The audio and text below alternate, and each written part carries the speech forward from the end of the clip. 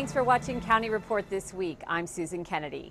We start this time with a new bill that would change the way the county handles big box retailers. This new legislation would make sure the public has a say in how these big box stores are developed. It would require store officials to meet with civic leaders and create a community benefits agreement. But the measure has put plans for the new Costco in Wheaton on hold. We spoke to council members about where this controversial measure stands. I think it's really very important for policymakers like myself to pay attention to the fact that there is an imbalance when big corporations like certain big box retailers come into the community and have no reason to sit down and talk to the residents that they will be either harming in some way or that their business is going to create some big problems for local small companies. So this bill will do its best, I think, to level the playing field. But I also think it's important for our residents to know that this bill is also going to promote, I hope, for the long term, good paying jobs that provide a living wage and benefits to help us undergird our community. I do not believe for 1 second that the $4 million that the county has now given over to Westfield Mall gives them the right to say that they're not going to do what they said they were going to do in the first place, which is to build the Costco. It's a great conversation for us. It's to make sure that folks do understand that, again, the priorities are making sure that these businesses are in the right place, that we understand their impact on small business, we understand their impact on the community, make sure that those relationships are there, and also making sure that we're being mindful of how they're treating their employees that are our constituents.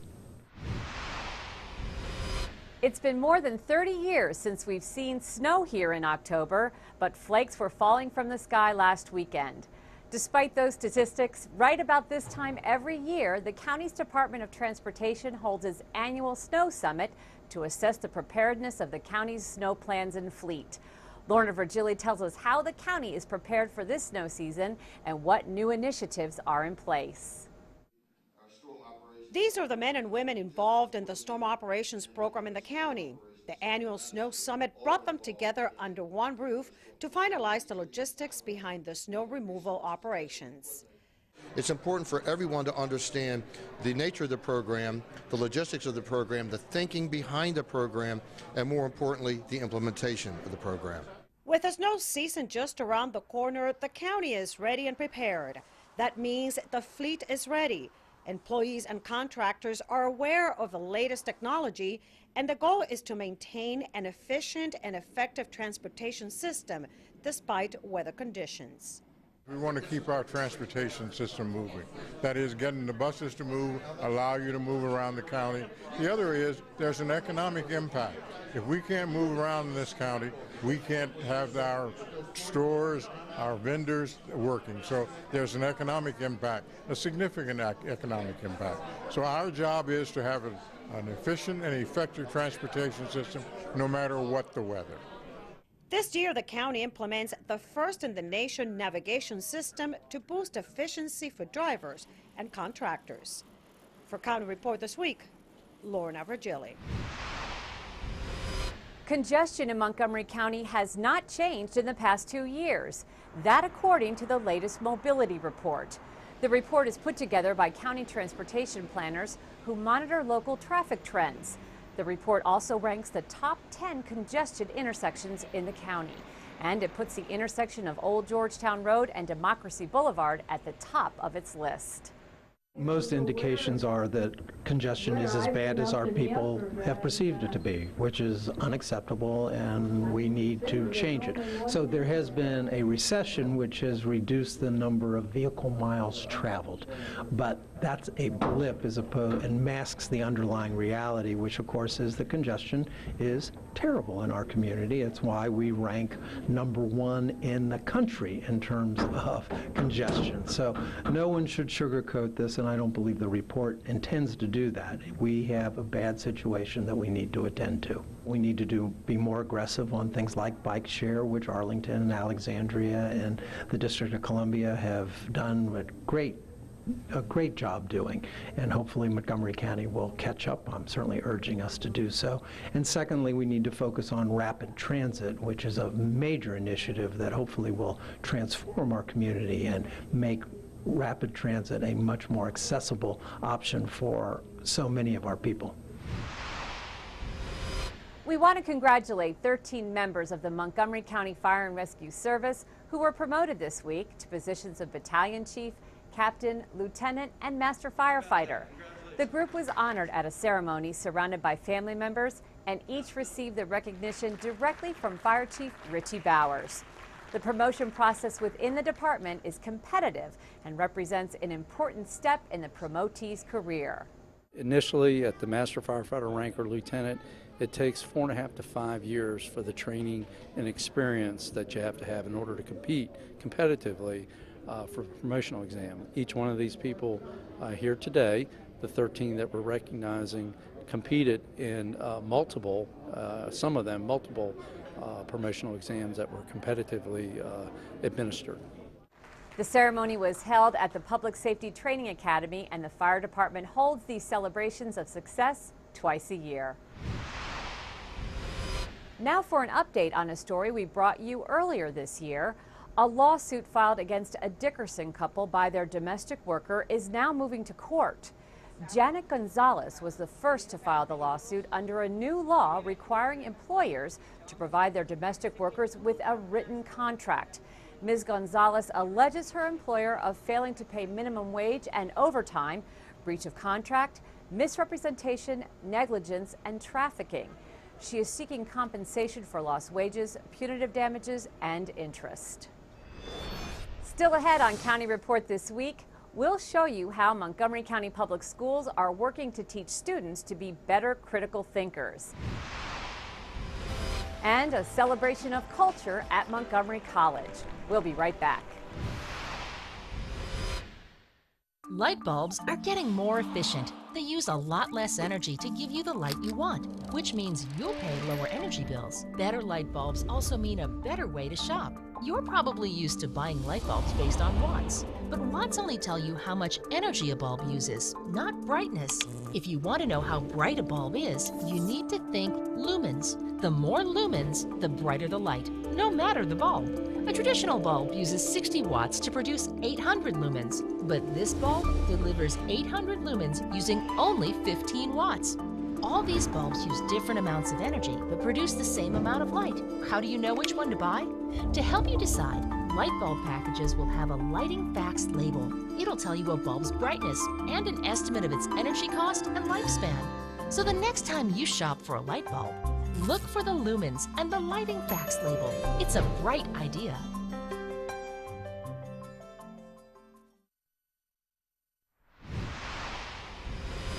Welcome back to County Report. Veterans Day is November 11th, and the city of Rockville will be honoring the lives of those men and women who served at the annual Veterans Day ceremony. This year's guest speaker is Michael Higgs, a U.S. Navy Vietnam veteran and now Montgomery County teacher. Rockville 11's Bridget Breuer gives us more in this piece. A lot of Vietnam veterans didn't want to get involved with anything government or military. We were treated shabbily when we came home, and we were just like dismissed. And we knew that we had not done anything shameful. We had done what our nation had asked us to do. Michael Higgs is the speaker for the city's Veterans Day ceremony this year. He's the commander of the Disabled American Veterans Local Chapter 12. He served in Vietnam as a Navy photographer. I joined the Navy to avoid going to Vietnam. It was really getting hot over there at the time, and I didn't really want to be a mud person with bullets flying and stuff, so I joined the Navy and ended up there anyway. We shot a lot of pictures of the rebuilding orphanages, rebuilding towns, and just helping the people reestablish themselves. It was an awful lot of goodwill work. The city's Veterans Day ceremony happens every year on November 11th at 11 a.m. in Veterans Park. The mayor and council will lead a tribute to the men and women who have served in our nation's armed forces. I hope that people will never again unappreciate the people that sacrifice their lives, their time, their energy to something bigger than they are. For more information about this event, go online to rockvillemd.gov/events. Well, as we all know, winter did make an early appearance last week. Montgomery County Police have some hints for motorists who are out on the road in case Mother Nature strikes again. Officer Rebecca Innocenti is here with those tips. Officer, what do we need to do? Thank you, Susan. As the winter months approach, the Montgomery County Police Department wants to remind residents that there are ways they can prepare for winter driving. First of all, take your vehicle to a service center where they can do a maintenance checkup on your vehicle, and they can make sure that all systems are working properly. The Montgomery County Police Department recommends that people have an emergency survival kit that they keep in their vehicle at all times. This kit includes items that you might need in case of an emergency or if you're stranded on the roadway. Secondly, before heading out, make sure you check the weather, either by listening to the radio or watching television. And if there is going to be hazardous weather conditions and you don't need to go out, simply stay home. If travel is essential, make sure that you leave in plenty of time to get to your destination and know that you're going to need to use extra caution on the roadway. Clear all snow and ice from your car. This includes clearing ice and snow from your mirrors so that you can see, clearing it from your headlights so that you're visible on the roadway, and also clearing it from the roof. Use extra caution when approaching bridges and overpasses, as these sections of the road freeze sooner in colder weather and also stay frozen longer. And finally, if you do become stranded, stay in your vehicle, as it is the safest and warmest place for you to be. If you have a cellular phone, call 911 if it's an emergency and wait for help. Also, if you can make your car more visible, if you have flares, light them and put on your emergency lights so that people can see you. Okay, that is some very great information for motorists out there. Thanks for sharing that with us, Officer Rebecca Innocenti, Montgomery County Police. In worldwide studies, the United States is falling behind our foreign competitors in science, technology, engineering, and mathematics, or STEM subjects. According to one recent study, American 15-year-olds ranked 21st in science and 25th in math compared to other countries. Let's see how Montgomery County schools are raising the bar in STEM education. Superintendent Dr. Joshua Starr visited Ridgeview and Lakelands Park Middle Schools to watch students conduct realistic bioscience experiments.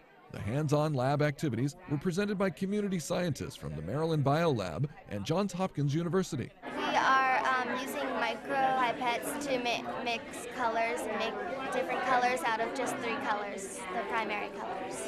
So they were testing on the colors of the rainbow. That's how they could see if they got the right answer.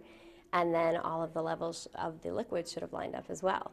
So they were actually doing a self-assessment, and they could look right away to see, well, what did I do? Maybe if I made a mistake, what could I do next time to change that? They were doing real-world experiments. The kids seem highly engaged. It's really wonderful to see. I enjoyed that we got to learn a lot about science. We got to test out new instruments.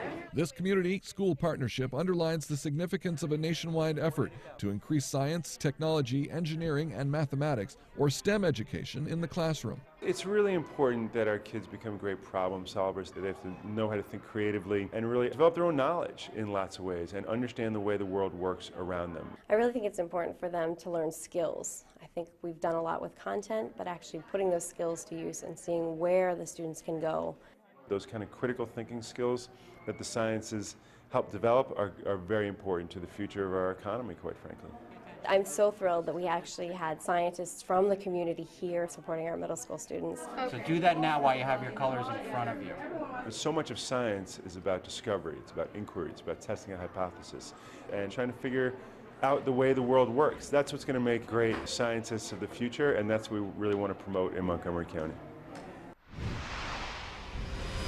It was a special day at Montgomery College where students from different ethnicities celebrated their academic achievements.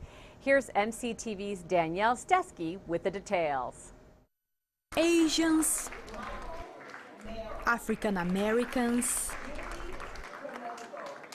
and Hispanics celebrated together the first Multi-Ethnic Excellence Awards. This award ceremony was an opportunity to really celebrate student academic achievement and do it in a way where all the college various groups that we would celebrate based on different ethnic groups were able to do it all at one time and do it really where we're celebrating the entire campus versus doing it at each individual campus. So I'm very excited about it. The students who received the Multi-Ethnic Academic Award have completed a minimum of 24 credits and have a cumulative GPA of at least 3.5. For this academic year, 900 students were eligible, with 120 of them making a 4.0 GPA. It feels great, actually, that finally all my hard work is being, acknowledged by all these people. More than 170 countries are represented at Montgomery College. Dr. Pollard says that in terms of ethnic population, there is no majority race at MC. We really are a microcosm of what's happening in our world, and I also think that we represent the best of what that is. It was a day to celebrate accomplishments and to remember the academic challenges faced by many students whose first language is not English. I couldn't understand my professor's lectures, and I couldn't communicate very well with my classmates. And for those who didn't receive an award this year, keep pushing, keep trying hard. Don't give up. Believe in yourself. Still to come on County Report this week, a story about some Montgomery County residents who are turning trash into treasure. And we'll take you to a special award ceremony that recently took place at Strathmore Hall. Stay with us. Did you know there are more than 10,000 county government phone numbers? Now there is only one number you need to remember for non-emergency calls: 311. MC 311 is Montgomery County government's new online and telephone information system. Need information? Have a problem or complaint? Trying to locate a county government facility? Call 311. The call center is open Monday through Friday, 7 a.m. to 5 p.m. The website is available 24 hours a day, 7 days a week. Remember, call 311 to get it done.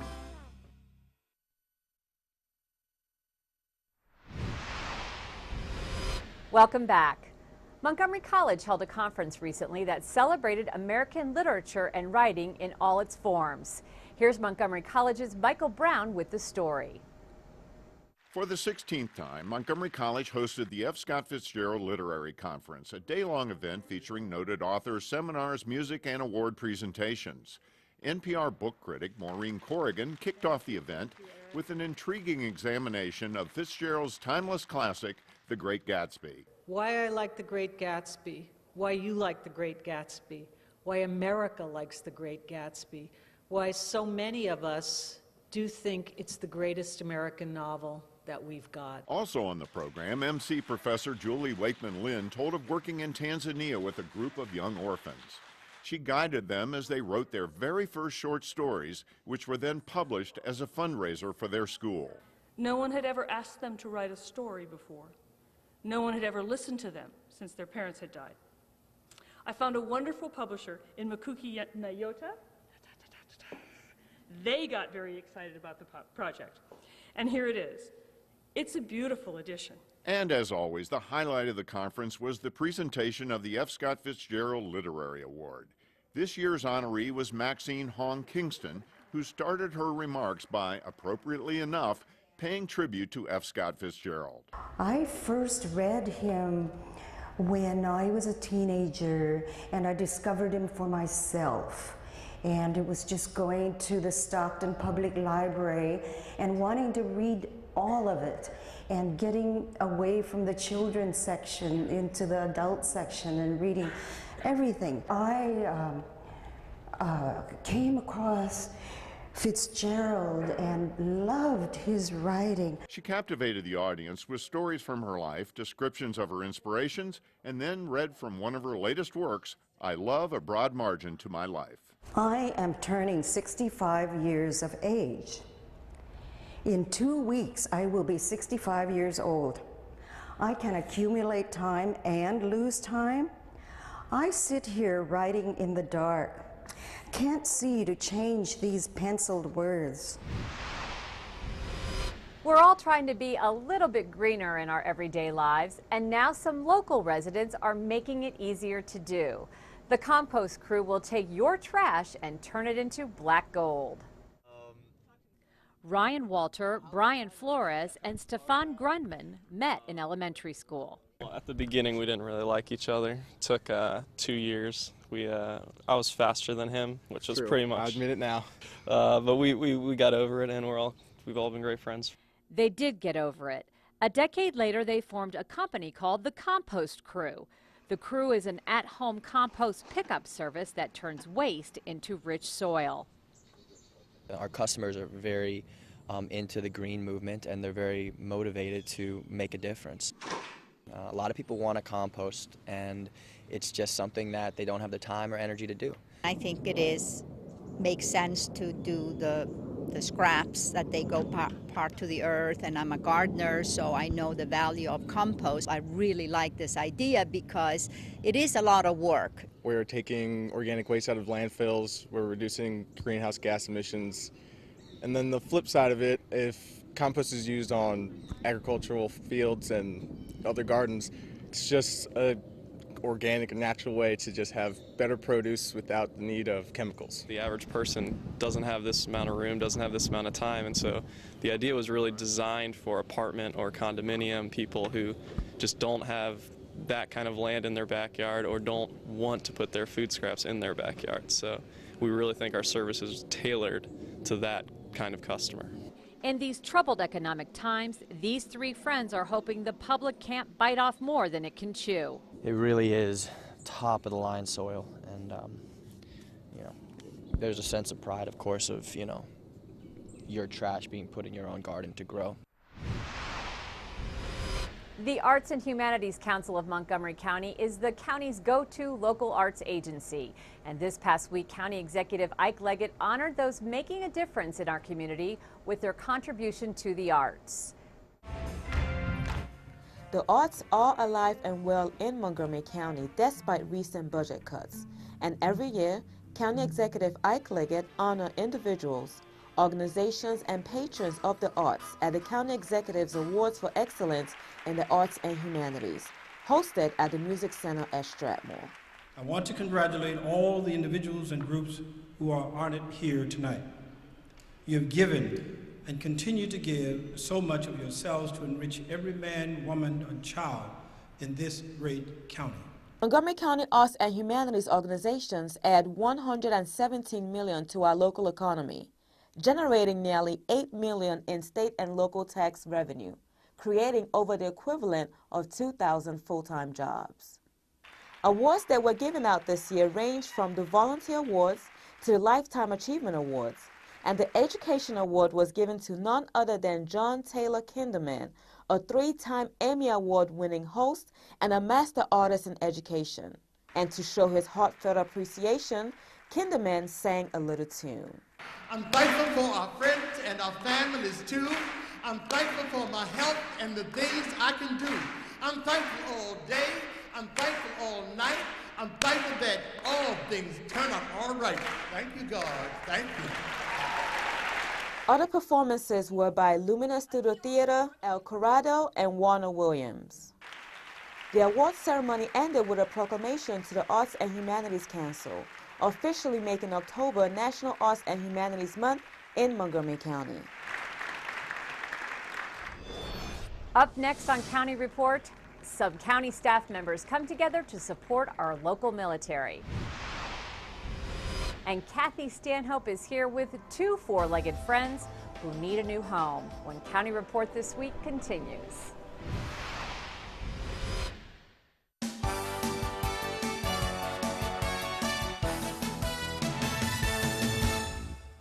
If you're planning to enroll at MC, then don't miss MC's Academic and Career Fair November 12th on the Germantown campus. Meet faculty representatives from more than 20 fields of study. Have your financial aid questions answered. Learn about special programs offered for high-achieving students and much more. MC celebrates the diversity of the college community and takes a stand against bullying with Making It Better, a college-wide statement that was endorsed and supported by MC's Board of Trustees. This effort was spearheaded by MC Pride, a grassroots group of college employees. The Water Engine, a provocative new play from David Mamet, is coming to the Performing Arts Center on MC's Rockville campus November 16th through 19th. The play emphasizes the efforts made by big oil companies to suppress an alternative energy technology.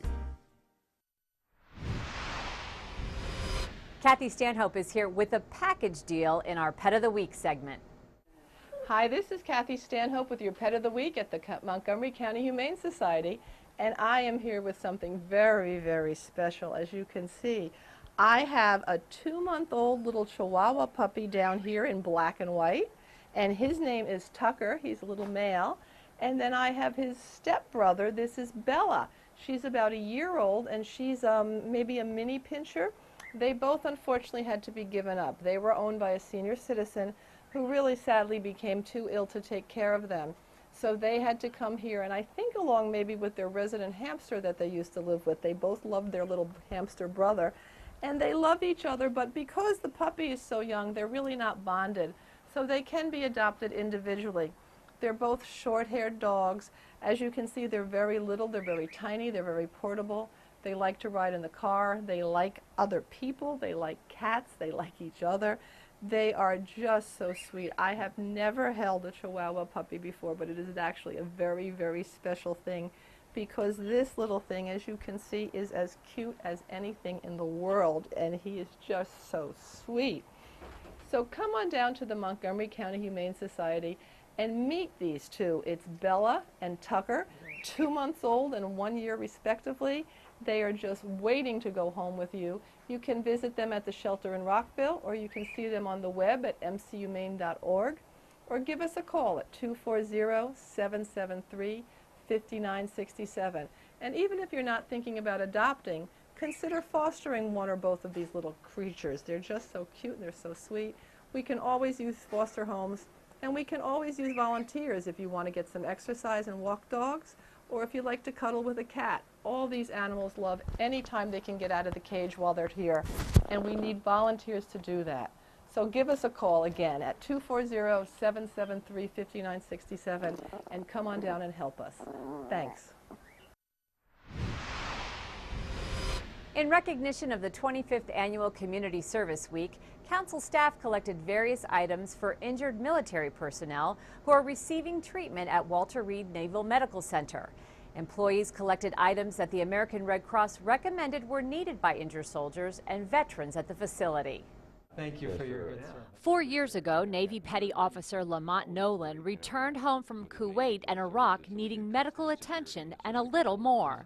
When I was injured and I was in Germany with the USO, basically they gave me a chocolate chip cookie, they gave me a toothbrush, they gave me things that I could really use daily event. So it's something that I didn't have on my person when I came back from service, but it's something I really appreciated and we value as service members. Those little gifts for injured military personnel are what County Council office employees collected for Montgomery County's Community Service Day a few weeks ago. Look at that. See? Wow, that's great. This has been a really awesome Community Service Week celebrating the 25th anniversary of Community Service Day. I appreciate everybody getting involved and chipping in to do your part to collect items for the wounded soldiers that are at Walter Reed. I just want to say on behalf of the American Red Cross, thank you to each and every one of you because the items that you've donated, and I'm just so excited because I'm low on all of the things that I'm seeing. I know that I'm sure a lot of you are parents. 20 minutes after they get the phone call, they are on the first plane here to meet their son or their daughter. They don't pack, they come with nothing, which is why these are basic needs that they come. They don't have anything to sleep in, they need sweatshirts, sweatpants, they need DVDs to watch. I can't wait to give it all out because it really, really, just a hooded sweatshirt brings a humongous smile to their faces every single time. And you guys have done an absolutely phenomenal thing here, and I just want to say thank you. I say Montgomery County is the best county in Maryland, and we have great leaders. We have a great county government, and I appreciate all the staff here. We didn't even pay this guy. Not yet. A donut, that's my payment. Just a donut, just half a donut. Well, that does it for this edition of County Report This Week. Be sure to tune in again next week for a look at what's going on inside Montgomery County. Thanks for watching.